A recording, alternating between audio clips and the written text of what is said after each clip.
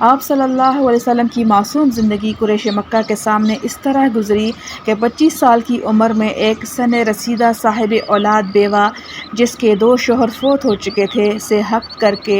उम्र के 25 साल तक उन्हीं के साथ गुजारा किया, वो भी इस तरह के महीना महीना घर छोड़कर गार हरा में मशगूल इबादत रहते थे।